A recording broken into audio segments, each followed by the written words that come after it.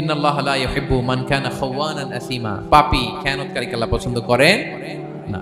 এবং মুনাফিকের আলামত রাসূল সাল্লাল্লাহু আলাইহি ওয়াসাল্লাম বলেছেন, কি দেখে মুনাফিক চিনবা? তিনি বলেছেন তিন জিনিস দেখে মুনাফিক চিনবা। এক, ইযা হাদ্দাসা কাযাবা, মুনাফিক কথা বললে মিথ্যা বলে। কথা বললে কি করে? ওয়া ইযা ওয়া'আদা আখলাফা, ওয়াদা করলে খেলাফ করে। তিন নম্বরে ওয়া ইযা আতুমিনা খানা, মুনাফিকের কাছে আমানত রাখলে খেয়ানত করে। আমানতের খেয়ানত, এটা মুনাফিকের আলামত। শুধু মুনাফিকের আলামতই না, এটা কিয়ামতের একটা আলামত।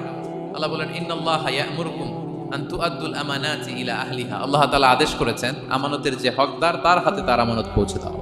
আদেশটা কার? সবাই বলুন, আদেশ কার? আল্লাহ।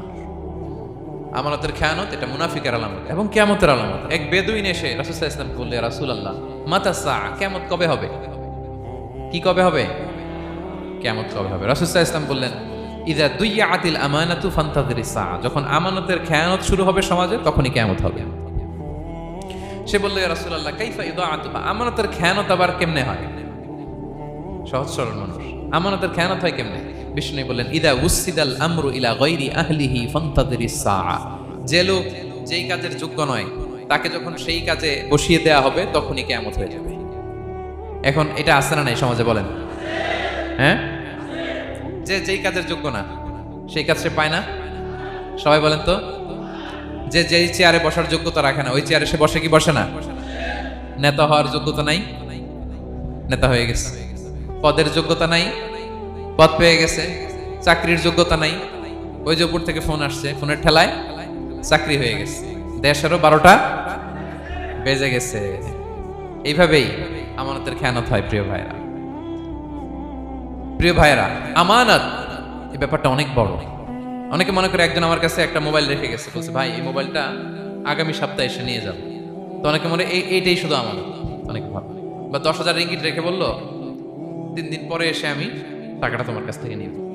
তো আপনি দিয়ে দিলেন, এটা তো আমানতদার হলেনি। কিন্তু শুধু এতটুকু আমানত নয় প্রিয় ভাইরা আমার। আল্লাহ তাআলা আমাদেরকে যা দান করেছেন তার সবই আমানত, সবকিছুই আমানত। এই যে আমাকে আল্লাহ জ্ঞান দিয়েছেন, এই জ্ঞানটা আমানত। যাদেরকে আল্লাহ পরিচিতি দিয়েছেন, পরিচিতি এটা আমানত। আমার অর্থ, আমার সন্তান, আমার ক্ষমতা, আল্লাহর দেয়া প্রতিটি নিয়ামতই আমানত। এবং এই আমানতের ব্যাপারে আল্লাহ তাআলা জিজ্ঞেস করবেন। আপনি একটা প্রতিষ্ঠানের প্রধান, এই প্রতিষ্ঠান আপনার কাছে আমানত। আপনি মসজিদের সভাপতি, এই মসজিদ আপনার কাছে আমানত। আপনি চেয়ারম্যান, এই ইউনিয়ন পরিষদটা আপনার কাছে আমানত। কি বলেন? আপনি MP, member of the parliament, এই নির্বাচনী এলাকাটা আপনার কাছে আমানত। আপনি রাষ্ট্রপ্রধান, পুরো রাষ্ট্রের প্রতিটি ইঞ্চি আপনার কাছে কি? এই আমানতের খেয়ানত যখন হবে, বিষ্ণু বলেন তখনই কিয়ামতের অপেক্ষা করো, ফান্তাযিরিস সাআ, কিয়ামত হয়ে যাবে। তাহলে খেয়ানতকারীকে আল্লাহ তাআলা পছন্দ করেন না, আমানতের খেয়ানতকে পছন্দ করেন। আর আমানত এটা ব্যাপক বিষয়। আমার জ্ঞান, আমার ক্ষমতা, আমার পরিচিতি, আমার সন্তান, আমার স্ত্রী, সবকিছু আমানত। এবং এগুলোর ব্যাপারে আল্লাহ তাআলা আমাদেরকে জিজ্ঞেস করুন। আল্লাহ বলেন ইন্নাল্লাহা লা ইউহিব্বুল মুফসিদিন, আল্লাহ তাআলা ফাসাদ সৃষ্টিকারীদেরকে কখনো পছন্দ করেন না। সমাজে নানাভাবে, সামাজিকভাবে ফাসাদ, রাজনৈতিকভাবে ফাসাদ, অর্থনৈতিকভাবে ফাসাদ, এই যত ফাসাদ বিশৃঙ্খলা আছে এগুলোর হোতা যারা, তাদেরকে আল্লাহ পছন্দ করে না। নানাভাবে দেখবেন যে সমাজে অনেকে ফাসাদ সৃষ্টি করে। আমাদের বাংলাদেশে কিছুদিন আগে কাঁচামরিচের দাম বেড়ে গেছে না? কেমনে বাড়লো? নিশ্চয়ই কেউ সিন্ডিকেট করছে, নিশ্চয়ই কেউ মজুদদারি করছে, নিশ্চয়ই এখানে কেউ ফাসাদ তৈরি করছে, ঠিক কিনা? প্রতিটি সেক্টরে আপনি খুঁজে দেখবেন ফাসাদ, হ্যাঁ, মারামারি, বিশৃঙ্খলা, ফাসাদ। এই কিছুদিন আগে এক নির্বাচনের প্রার্থীকে ধরে পিটাইছে, সবাই দেখলাম আমরা, তাই না? এটা ফাসাদ হয়েছে না? বিশৃঙ্খলা হয়েছে না? এই আপনি যদি ধরে ধরে বলেন, পরিবারে, সমাজে, রাষ্ট্রে, অর্থনীতিতে, বাজারে, প্রতিটি জায়গায় ফাসাদ আছে না নাই? আল্লাহ তাআলা বলেন ইন্নাল্লাহা লা ইউহিব্বুল মুফসিদিন, এই ফাসাদ সৃষ্টিকারীকে আল্লাহ তাআলা পছন্দ করে না। মদিনাতে এই যে টিকিটের দাম, সুন্দর কথা বলছেন, টিকিটের দাম বাড়ায় যারা দেয়, সেম গোস টু দেম, তাদেরও একই কথা, ফাসাদ সৃষ্টিকারী আর মুফসিদুন। এই যে আমাদের হাজিদের এত টাকা লাগে কেন? 50,000 টাকার টিকিট হয়ে গেছে কয় লাখ? 2 লাখ, কয় 1 লাখ। হজে যারা গেছে 1,95,000 টাকা করে পড়ছে একজনের টিকিট। কিয়ামতের দিন আল্লাহর সুপ্রিম কোর্টের কাঠগড়ায় তোমাকে দাঁড়াতে হবে। পাই টু পাই সেদিন হিসেব নিয়ে আল্লাহ তাআলা ছাড়বেন, ঠিক কিনা? সেদিন হবে আসল খেলা। এখন তো আমরা মাইক পেলেই বলি খেলা হবে, কিন্তু আসল খেলা কবে? লক্ষ লক্ষ কোটি মানুষের সামনে আল্লাহ তাআলা আপনার এই কোমর ফাঁস করে দেবেন। আল্লাহ তাআলা আপনাকে অপমানিত করে ছাড়বেন। তাই কোনো ফাসাদের সাথে, বিশৃঙ্খলার সাথে মুমিনের কোনো সম্পর্ক থাকতে পারে? মদিনায় মুনাফিকেরা এই ফাসাদ তৈরি করত। যখন তাদেরকে বলা হতো তোমরা ফাসাদ করো কেন, ওয়া ইযা কিলা লাহুম লা তুফসিদু ফিল আরদ ক্বালু ইন্নামা নাহনু মুসলিহুন, তারা বলতো আরে ফাসাদ কি, আমরাই তো ভালো মানুষ, আমরাই তো ভালো মানুষ, আমরাই তো ভালো কাজ করি। আল্লাহ বলে না, আলা ইন্নাহুম হুমুল মুফসিদুনা ওয়ালাকিন লা ইয়াশউরুন, ওরাই ফাসাদ সৃষ্টিকারী, ওরাই ফাসাদ সৃষ্টিকারী, ওরাই সমাজে বিশৃঙ্খলা সৃষ্টিকারী। ওদের ভেতরে এক বাইরে আরেক, তার নাম মুনাফিক, ঠিক কিনা? মুনাফিকের সহজ সংজ্ঞা কি জানেন? ভিতরে লালন করে একটা অনুভূতি বা ভাবে একটা, কিন্তু মুখ দিয়ে বলে, তার মানে ভেতরে এক বাইরে আরেক, তার নাম দুই মুখ সাবেরা। এদিকে যায় বলে আপনার লগে আছে, আপনি খুব ভালো, ওদিকে যায় বলে আরে না না উনি কি, উনি তো খুব খারাপ মানুষ, আপনি অনেক সবচেয়ে ভালো, আমি আপনার সাথে আছি। এরকম ডাকাইতে আছে না নাই? দুমুখ সাপ, ডাবল স্ট্যান্ডার্ড, নেহি এদার নেহি ওদার, দারমিয়ান মে সদর বাদার, ডানেও না বায়েও না, মাঝখানে সদর বদর, বুঝেন? দুই নৌকার মধ্যে দুই পা দিছিলেন কখনো? দিছি। অবস্থা কি হয়েছিল তোমার বলো? হ্যাঁ, পয়রা গেছিল? পড়বে। দুই নৌকায় দুই পা দেওয়া যায় না, হয় এই পা এদিকে নিয়ে আসতে হবে না ওদিকে চলে যেতে হবে, দুই পা দিলে এই উল্টায় পড়বে। মুনাফিকদের স্বভাব এটা, দুমুখ সাপ, ডাবল স্ট্যান্ডার্ড মেনটেন করে, টু ফেসড পার্সোনালিটি এরা। যেদিকে বৃষ্টি ওদিকে ছাতা, উপরে ফিটফাট, ভিতরে সতর্কার। তাদেরকে যখন বলা হয় তোমরা ফাসাদ সৃষ্টি করো না, ওরা বলে আরে আমরাই তো ভালো। আল্লাহ বলে না, তোমরাই ফাসাদ সৃষ্টিকারী, তোমরা জানো না। তো এই ফিতনা ফাসাদকে আল্লাহ হত্যার চেয়েও জঘন্য বলেছেন। তিনি বলেছেন আল ফিতনাতু আকবারু মিনাল কতল, এই ফিতনা সৃষ্টি করা, সমাজে পণ্যের দাম বাড়ানো, কাঁচামরিচের দাম বাড়ানো, অন্যের হক নষ্ট করা, টিকিটের দাম বাড়ানো, মজুতদারি করা, সমাজের স্বাভাবিক সামাজিক রাজনৈতিক ভারসাম্য যারা নষ্ট করে, এগুলো সব মুফসিদুন। সব কি? মুফসিদুন, ফাসাদ সৃষ্টিকারী, ফিতনাবাজ। আকবারু মিনাল কতল, সমাজের স্বাভাবিক যে ধারা, এই ফ্লোটাকে তারা নষ্ট করে। এবং ফাসাদের মাধ্যমে যদি কারো ক্ষতি করে, কাউকে কেউ হত্যা করে, সেজন্য গোটা বিশ্বের সবাইকে হত্যা করে। আল্লাহ বলেন মান কাতালা নাফসান বিগাইরি নাফসিন আও ফাসাদিন ফিল আরদি ফাকান্নামা কাতালান নাসা জামিআ। অন্যায়ভাবে ফাসাদের মাধ্যমে যখন কেউ কাউকে হত্যা করে, সেজন্য গোটা বিশ্বের সবাইকে হত্যা করে।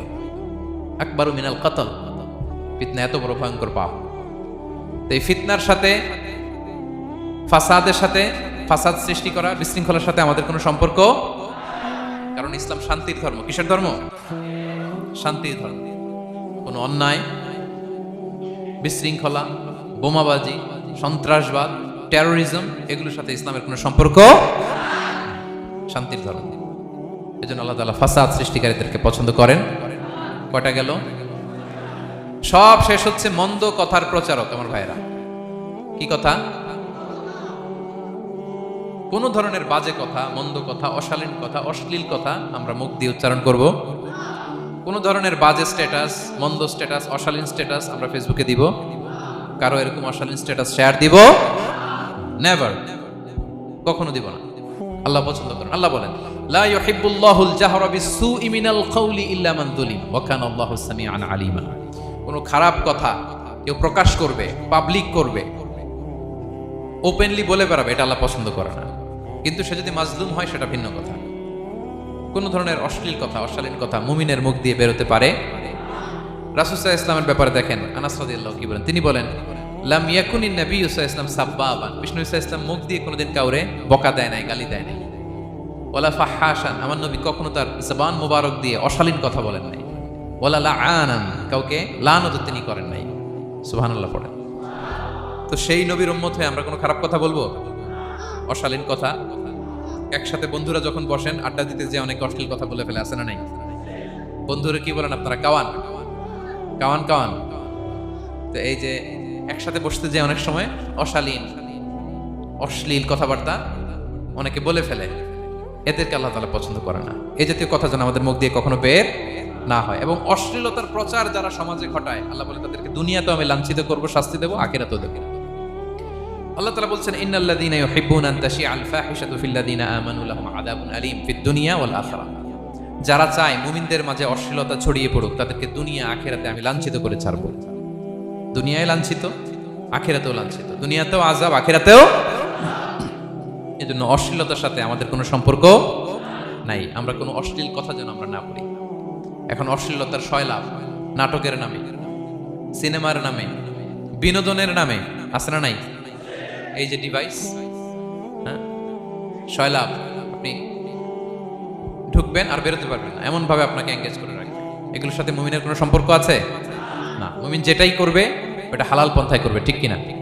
তাই কোনো অশ্লীলতাকে আমরা শেয়ার দিব না। সোশ্যাল মিডিয়ায় কোনো অশ্লীল ভিডিও দেখবো না, শেয়ারও দিব না। কোনো অশ্লীল নাটক, সিনেমা এগুলো আমরা দেখবো না। দিনকে দিন এটা এমন ভাবে গ্রাস করতেছে, আমাদের সমাজটাকে শেষ করে ফেলতেছে এক এক নামে। পত্রপত্রিকা আমরা দেখি এখন নতুন কি আসছে, ওটিটি প্ল্যাটফর্ম। এরপরে কি আসছে, ওয়েব সিরিজ। আছে না নাই?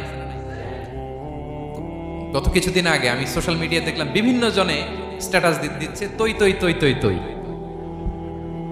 বয়াম পাখি কই। তো আমি ভাবছি হয়তো কোনো বিখ্যাত কবির কবিতা শেয়ার দিচ্ছে। আমি পরে সার্চ দিয়ে দেখি সর্বনাশ, একটা ইন্টারভিউ দেখলাম একজন, এটা নাকি কোন একটা ওয়েব সিরিজ বা মুভি এই জাতীয় কিছু একটা। তো দেখেন, কবিতার নামে, গানের নামে, সাহিত্যের নামে, সংস্কৃতির নামে, এন্টারটেইনমেন্টের নামে, বিনোদনের নামে এই অশ্লীলতার সয়লাভ, ঠিক কিনা? এই অশ্লীলতার সাথে আমাদের কোনো সম্পর্ক আছে? আমরা যেন মুখ দিয়ে উচ্চারণ না করি, ঠিক কিনা? বিষ্ণু বলেন ইন্নাল আবদা লা ইয়াতাকাল্লামু বিল কালিমাতি মা ইয়াতাবায়ানু ফিহা ইয়াজিল্লু বিহা ইলান নার আবাদা মিম্মা বাইনাল মাশরিক ওয়াল মাগরিব। বান্দা অনেক সময় মুখ দিয়ে এমন কথা মুখ ফসকে বলে ফেলে, এটা যে কত ভয়ঙ্কর, এটা যে তারা জাহান্নামে নিক্ষেপ করবে সে কল্পনাও করতে পারে না। আপনার একটা কথা থেকে আপনি জাহান্নামের অধিবাসী হতে পারেন। এই জন্য সোশ্যাল মিডিয়া ব্যবহারের ক্ষেত্রে আমরা সাবধান। যে কোনো ধরনের গুজব, মিথ্যা কথা, হক্স নিউজ, অশ্লীলতা, স্ক্যান্ডাল এগুলোর সাথে আমাদের কোনো সম্পর্ক নাই। আমরা সবসময় যেন শালীনতার মধ্যে থাকি, সত্যের পক্ষে থাকি। কথা বুঝতে পেরেছেন?